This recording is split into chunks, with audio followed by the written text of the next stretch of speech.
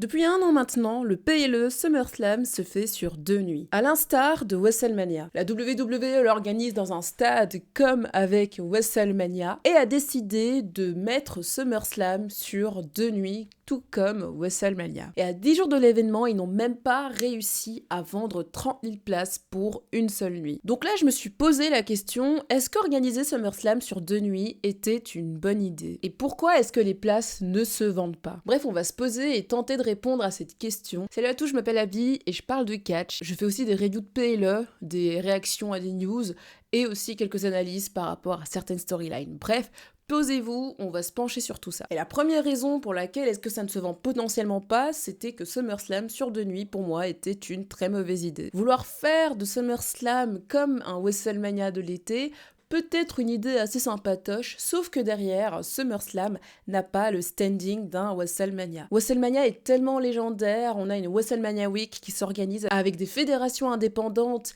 qui viennent autour de la ville ou dans la ville que pour organiser des shows autour de Mania ou durant la semaine de WrestleMania. C'est toute une culture, quelque chose de traditionnel en général et qui attire aussi pas mal de fans internationaux qui font le déplacement exprès pour le plus grand show de l'année. SummerSlam n'en est pas encore arrivé à ce stade-là. Rien que le fait d'appeler une SummerSlam Week, c'est pas tant répandu que ça. Il n'y a pas beaucoup de fédérations indépendantes qui viennent dans la ville de SummerSlam pour organiser des shows. Enfin, à ma connaissance et d'expérience, j'en connais pas. Et de plus, WrestleMania marque en quelque sorte la fin d'une saison, la fin des plus grosses storylines derrière, et SummerSlam aussi d'une certaine manière. Sauf que ça dure beaucoup moins longtemps et les gens dans l'édition cette année ont l'air bien moins investis dans les storylines. En tout cas, je trouve qu'elles sont moins captivantes, à part quelques-unes des matchs pour lesquels tu peux être hypé, du genre Rollins face à Reigns, Obafemi face à Brock Lesnar, ou même un match que j'ai hâte de voir, Penta face à Gable. La construction là de la carte, je la trouve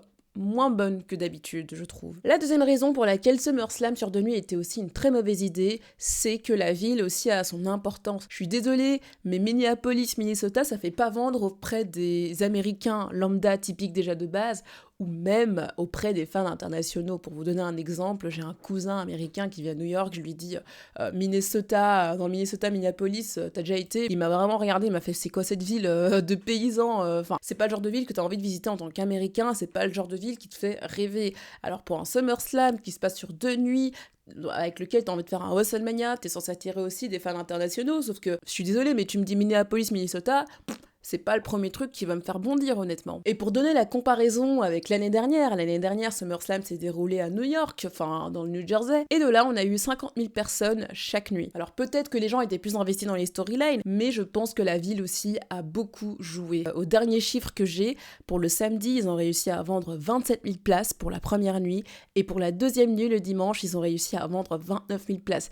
Les gars, on est à moins de 30 000 places pour les 2 nuits et on est dans un stade qui est censé accueillir normalement plus de 60 000 personnes. Ça fait très très vide. Là, le setup actuel, il est conçu pour 31 000 personnes, je pense, mais ça reste assez pauvre, assez vide. Et au vu de comment la WWE a commencé à flipper, ils ont commencé à donner des codes promo pour des places bien moins chères. Et nous voici donc à la troisième raison pour laquelle ça se vend pas. Les places sont beaucoup trop chères. Et la WWE a elle-même capté son erreur en donnant maintenant un code promo pour avoir des tickets à 25$. Et là, je trouve que ça donne une grosse claque à TKO qui nous disait auparavant, oui, on trouve que Vince McMahon à l'époque n'arrivait pas à se price up, comme on dit, à squeeze l'argent des familles modestes. Ils mettent le prix plein, ils essaient de couillonner les fans comme ils veulent. Sauf que là, ça ne marche plus, et les fans en ont marre. Et là, TKO a retourné sa veste en proposant des tickets à 25$. Ça a un peu boosté au niveau des ventes,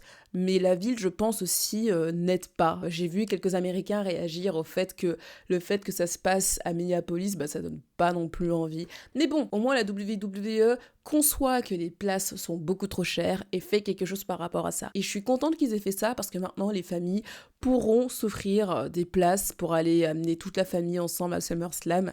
Donc c'est assez cool de leur part. Mais attendre un flop pour réagir à ça, un peu chiant quoi. Parce que les places en général sont juste beaucoup trop chères, c'est exorbitant et ça vaut pas la peine quelquefois. La quatrième raison aussi pour laquelle SummerSlam sur 2 nuits c'est pas une bonne idée, et en plus du coup le fait fait que ça se vend pas aujourd'hui, eh bien c'est l'investissement dans les storylines. J'en ai parlé juste avant, les storylines ne donnent pas forcément envie, je suis désolée. Ça te donne pas l'impression que ça fait un WrestleMania de l'été, si je puis dire. Ok, on a Cody Rhodes face à CM Punk, il y a un dream match, mais la manière dont il est présenté, c'est un peu bizarre. J'ai l'impression que c'est un match lambda que t'aurais pu avoir, je sais pas moi, lors d'un bet payez-le. Ok, Reigns face à Rollins, c'est assez sympa, mais je trouve que la rivalité ne dure pas assez longtemps. Enfin, l'histoire entre les deux se construit d'elle-même, je suis d'accord, mais je pense que t'aurais pu encore plus pousser plus loin la tension entre les deux en commençant la rivalité un peu plus tôt, même si je sais que question logistique c'est un peu compliqué, car Rollins était encore coincé dans la loupe de The Vision. Oba face à Brock, ça se vend tout seul dans un Hell in a Cell.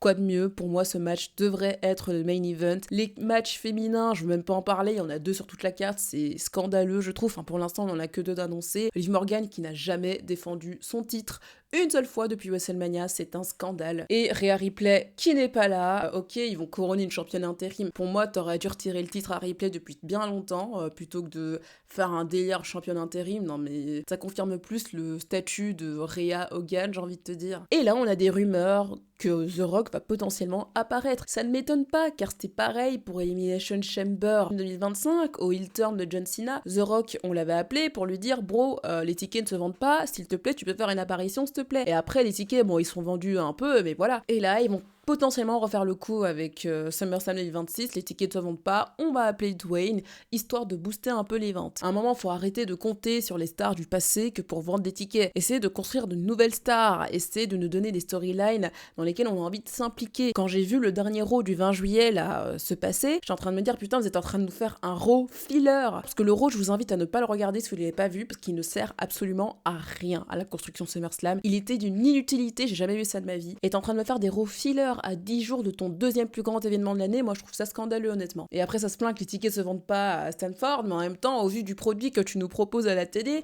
c'est assez scandaleux. Et SmackDown, j'ai même pas envie de m'étaler dessus. Mais j'espère bien sûr être surprise par le show, car en général, quand un show ne nous hype pas, c'est là où on finit le plus surpris avec la WWE, c'est toujours comme ça, c'est la même histoire. J'ai hâte de me dire, ah ok, là je vois enfin ce qu'ils voulaient faire. J'ai hâte qu'ils me mettent une claque à la gueule avec ce show. L'année dernière, SummerSlam était excellent, et là j'espère que ce sera pareil. Donc j'ai hâte de voir le show quand même, et j'ai hâte de voir comment est-ce qu'il va se passer, et ne pas finir déçu. Bref, vous dites-moi quel est le match qui vous hype le plus. Moi en vrai, un match, pour changer un peu de ce que j'ai dit avant, qui me hype vraiment, c'est Gunther Nicaldis, car j'ai suivi Nicaldis sur la scène indépendante et c'est très très fort. Hâte de voir ce que ça va donner sur le ring. Entre les deux, ça va certainement être un très très bon match. Mais voilà, ça c'est un des matchs qui me hype le plus et qui change un peu des autres. N'hésitez pas à liker, commenter, partager la vidéo. Ça m'aiderait énormément. Et nous, on se dit à toutes à une prochaine vidéo, certainement la vidéo prédiction de SummerSlam. Et n'oubliez pas, soyez toujours fiers d'être fan de Gacha Team. Bisous!